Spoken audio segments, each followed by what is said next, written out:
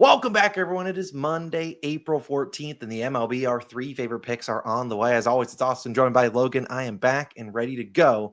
Got to recap a winning day, Logan. Great work bouncing back after a rough Saturday. Things didn't go our way. Sunday, you bounce back with a 2-1 day. Blue Jays, Orioles over 8.5. Pretty easy winner there. Kyle Hendricks doesn't get much easier than that. He gave up 5. Braves money line, of course, when it goes from minus 125 to minus 180. You never had a chance. The Braves just did not show up. Chris Sale, is he washed? That's what the rumors are saying. But we're not saying them. That's what the rumors are. But hey, we'll take a 2-1 day, and the vibes are high. I know it's been a bad start to the season, but you know what? We have a lot more baseball to get into. And one good week, we're instantly back in the green. And that starts today, Logan. I'm happy to be back. Had a good weekend at a bachelor party for our friend, and I'm ready to lock in. I got 2 picks today, and we're going to begin with my first one, a team total. And I will be taking the New York Mets team total under 4.5, which is currently minus 140 on Bet365. Now, there are going to be some books that are at 3.5, which you certainly can take that as well. Big run difference there. I'm laying the minus 140 because a lot of teams do like to end on that 4 runs line. But I really like this. If you're just talking about not even the matchup, who they'll face Joe Ryan in Minnesota today. We think about them. They're coming in from that Sacramento series, having to switch a bunch of time zones, get into Minnesota. We're playing in 75, 80-degree weather out in Suter Park out in Sacramento. Now you're coming into mid-40s in Minnesota. Also, the weather, the wind should be blowing in at Target Field, which we love to see. And additionally, they're going to see Joe Ryan, who's been pitching really well so far this season, to a 2.6 ERA. And a 0.71 whip. I mean, the whip below 1, you have to love that. Not giving a lot of base runners because you don't really want a lot of base runners when you're taking any sort of under, especially not when you're an under for team total, because you get 2 base runners, boom, 3-run home run, and you're like, all right, well, now I'm kind of cooked. But we did see him struggle in his only home start this season. He did give up 2 home runs in that one. So hopefully he's able to pitch a little bit better, something he has not done, giving up free base runners. In fact, this season he has yet to walk a single batter. So you love to see something like that, limiting those free base runners, making the Mets earn it. We know they have some guys up there like Juan Soto that are trying to get that walk. Hopefully Joe Ryan can limit that damage. And the Mets, if you look at them this season, they played in 15 games. They did score 8 runs yesterday, but overall on the season, they're under this line in 9 of 15 games. So pretty solid. And against right-handed pitching, yesterday, they really didn't get to Severino. It was the A's bullpen afterwards that they got to for most of the 8 runs. We look at them against righties this season, just batting 208. That's 4th worst. They're relying on their walks, which Joe Ryan isn't really walking, guys, with a 91 WRC plus. They haven't really seen Joe Ryan. The only guys I've seen him are both Jesse Winker and Juan Soto. Both those guys are 0 for 3. Winker has a walk in there. But behind Ryan will be a Twins bullpen that ranks 6th in bullpen ERA. I will note they're going to be down some guys. Duran has pitched 2 straight days. Griffin Jacks did pitch yesterday, who I consider to be one of their better arms. He did pitch yesterday, but hasn't pitched in consecutive days, which I could see them maybe running him out there. And I'm hopeful that Ryan can give us 6 innings of solid work, maybe 2 earned runs, hopefully not more than 3, but we can live with the 3 if it's 6 innings, and just hope that we can go through the final 7, 8, 9 with only 1 run in there. I really like this pick, though. Taking the Mets on the team total under 4.5.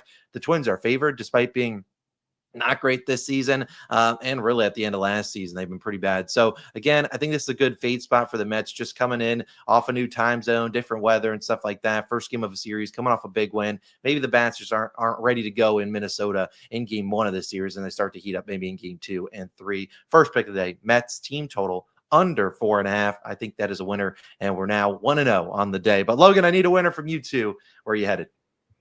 Yep. Yesterday, the player prop market treated us well. We took an over and earned runs. It was a no sweat bet. I would love if we got a duplicate of that today. I'm once again taking an earned runs. It's Tariq Skubal of the Tigers, over 1.5 earned runs, plus 110 odds on Bet365. Number 1, I love the value. We're getting plus value on an earned runs prop. I'll take a chance on it. Really, I do love the price on this one. And yes, I am fading one of the best pitchers in baseball. Skubal is amazing. This is a play, though, on the 1.5 earned run line, because when you give me a very favorable line like that, I just have to play it. I mean, favorable odds, favorable number, we play it there. He's over this line in 2 of 3 starts this season, including both road starts as well. So the hit rate's actually there. And if you just look at kind of baseball-wise, a 1.5 earned run line, all it takes is 1 guy on base and 1 swing of the bat. That's a 2-run home run. It really is that easy. So hopefully the Brewers can make it easy. Yesterday, play the womp womp for the Brewers. They jumped out to a 2-0 lead, looking good, and then they lost 5-2, gave up 5 consecutive runs. Back at home, I see them being aggressive versus Scooble, just early and often in these counts.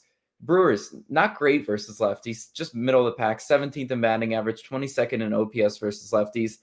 But what I really like is how I think they're going to attack Scooble in his pitch mix.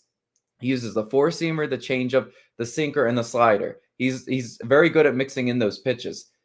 To get hits off of a guy like Scooble, you have to be able to pick up the changeup, which again, he's going to use fastball and he's going to mix in the changeup. So you got to be able to identify that. The Brewers, most of their hitters, the guys that I deem like key hitters, Turang, Churio, Yelich, all hit 300 or better against the changeup. So they should be able to identify that from Scooble. And then when he mixes in the slider, because he does do that as well, because he's got a diverse pitch mix, there are several Brewers hitters that hit very well against, the breaking ball. Contreras, 375, Churio, 300, Ortiz, 429, Frelick, 500, and Turang, 308.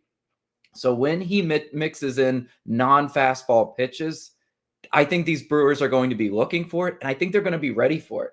In game one of this series, I don't really see a reason why the Tigers wouldn't look for length from Scooble as well. That's great for an earned run bet because we live in a world where Scooble only allows one earned run through 5 or 6 innings. Maybe they trot him out at 7th because he's very efficient. And then he puts a guy on base. The bullpen comes in. That guy comes home. That's a Scooble earned run. There's a lot of ways where we can get 2 earned runs off of Scooble, and he still pitches well. So again, guys, it's a play on the line. I love this as a player prop today. I saw this line and I'm like, you know what, guys? I got to play it. I know I'm fading one of the best pitchers in baseball, but the Brewers will have our back today. That's a 2-0 start. Austin, can we go for the sweep? You have a player prop you like? Hey, man, I got to take it home. We need a player prop and we need a full sweep of the day. A 3-0 start to the week would be great vibes. We don't have any NBA games on today, although we might drop our NBA video later on tonight. We'll see. But either way, I got a player prop. Let's dive into him. It's Mr. Jung-Hoo Lee of the San Francisco Giants, over 1.5 hits, runs, and RBIs, minus 130 on Bet365. I'd take it up to minus 150. I think it should be minus 1,000. All right, joking aside, I really do like Jung-Hoo Lee, though, on the road in Philly. If you watched him in the New York Yankees series, he was crushing the baseball, coming off a 2-home run game. I'll take a home run today if he wants to certainly hit one. But look, this is a guy that I love to see, and I love the matchup today. But even more importantly, I love what Jung-Hoo Lee's been doing recently at the plate. Over his last 8 games, batting .433, 2 HRRs, hits, runs, RBIs, and 6 of 8. He's been really good on the road this season as well. He's hit this over in 4 straight games. And today, he gets Taijuan Walker.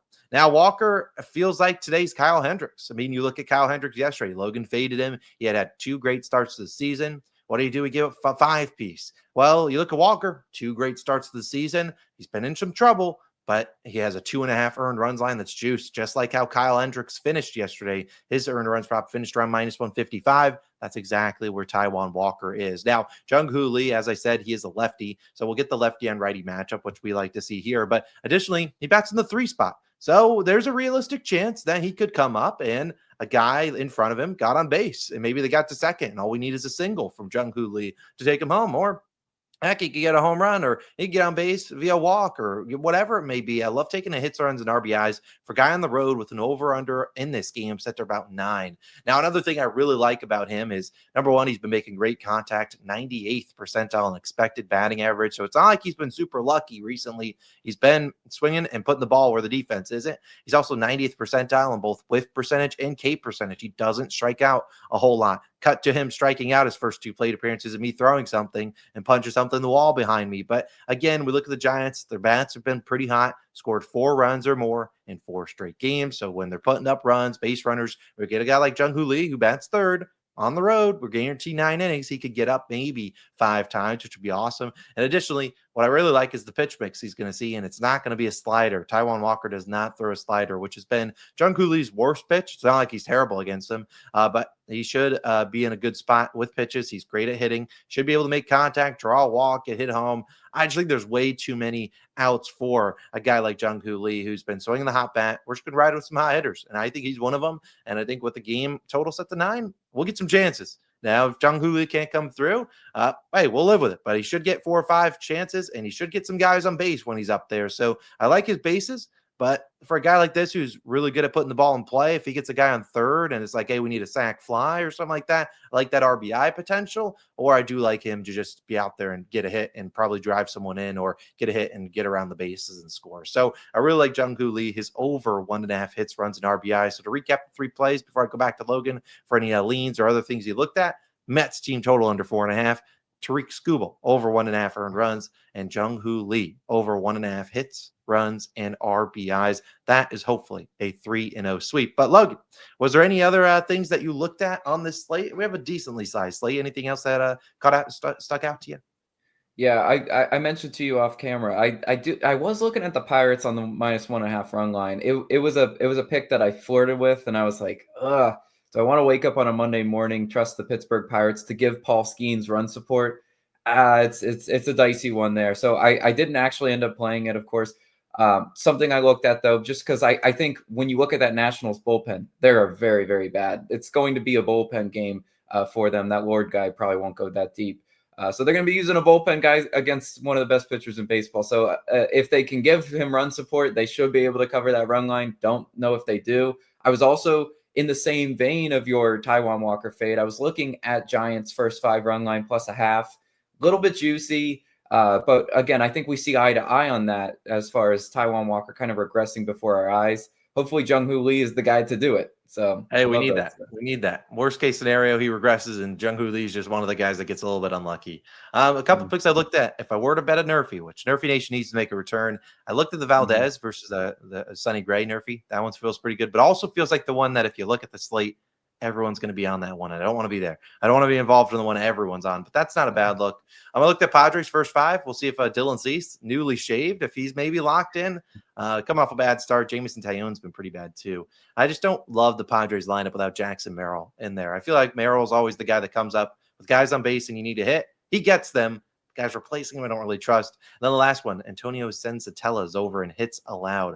5.5. I don't know why the line's there, but I guess I understand it. But he's given up 8 or more in all 3 starts. So again, we could have more volume, but we're just trying to inch back. We're trying to go 3-0. If we go 3-0, great. We won't even be mad if the other picks are smacking. But we really like the 3 picks. Let's have a good day, Logan. And we'll be back tomorrow on Tuesday with some more picks and hopefully the Brooms app. We'll see you guys then.